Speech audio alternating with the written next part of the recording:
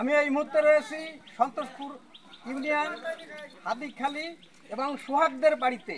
এই সোহাগ মারা গিয়েছে গত বুধবার রাত 10টায় বাগেরহাট সদর হসপিটালে এবং সোহাগ বেড়াতে গিয়েছিল তার শ্বশুরবাড়ি দেপাড়াতে এবং সোহাগের পরিবার এই মুহূর্তে জানতে পেরেছে তার ছেলেকে হত্যা করা হয়েছে এবং তারা বলতেছে। এবং আপনি কি হন?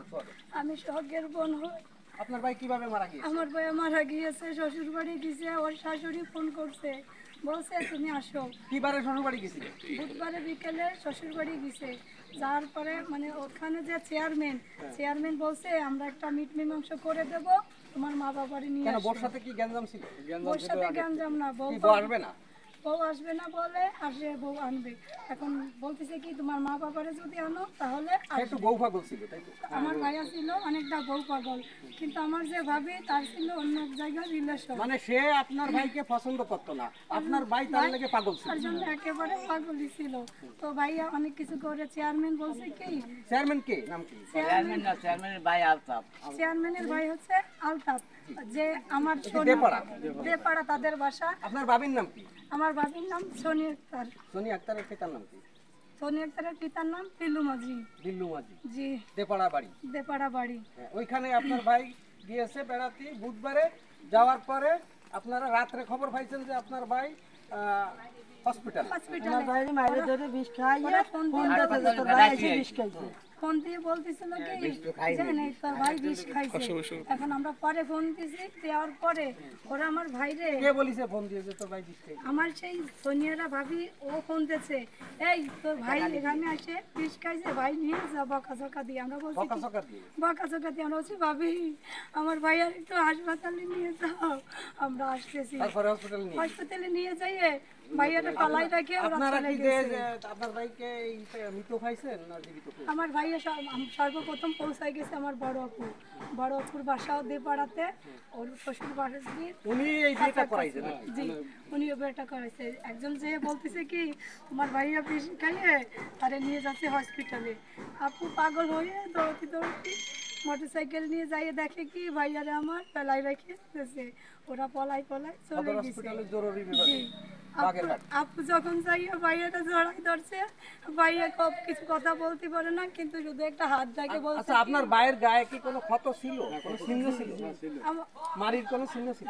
অনেক চিহ্ন ছিল ভাইয়ার। এখান থেকে কি আপনাদের সন্দেহ হয় যে মারধর? আমাদের অনেক সন্দেহ হয়। একজন ভালো ব্যক্তি। আপনি কি হন? সোহাগের মা। আচ্ছা, আপনার ছেলে আগে হসপিটালে নিয়ে গেছিল, একবার মারধর করছিল। তখন ওর ঘরে ঢুকতে দেবে না, ঘরে আচ্ছা বিস্তারিত না ঢুকতে দেবে না।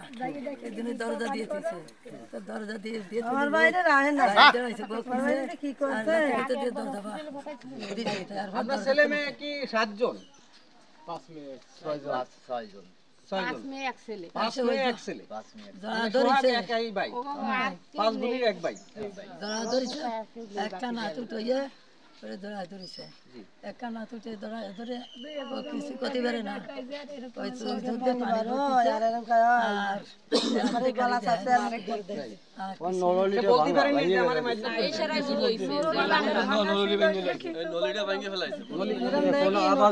আপনিও কি সোহাগের বোন?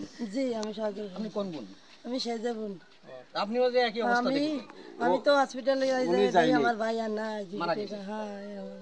ও হাসপাতালে আপনি কি ছিলেন? আপনার তো ছেলে। আমি। আপনার নাম কি? সাথে ছিল সর্দার আবেদ আলী। সর্দার আবেদ আলী। তা আপনার ছেলে যে এই ঘটনাটা ঘটেছে, আপনার কি মনে হয়? সন্দেহ হয়? আমার মনে হয় আপনার বৌমা কি সন্দেহ হয় যে বৌমা মেরে ফেলেছে? এর মারিটারি এর গালে বিষ দিয়ে তাই মনে হয়? হ্যাঁ। সে মুখে সব জায়গায় হাসপাতালে একবার মারি ফেলাই গেছে। মানে আপনার পেটে পাড়াইছে। পুত্রবধূ আপনার ছেলেকে পছন্দ করতো না? সে সম্পর্ক আছে, একজনের সাথে ছবি আছে। বোর অন্য ছেলের সাথে সম্পর্ক ছিল, সেই জায়গায় সে যা 2-3 বার গিয়েছে, তারা তারা দিচ্ছে তাই বউ নেশা করতো, বউ নেশা করতো। সিগারেট খায়, সিগারেট খায়। সিগারেট খায়, মদ হিরোইন খায়, সব কিছু। আপনারা দেখে শুনে আনবেন না? এটা তো জানতো না কেউ।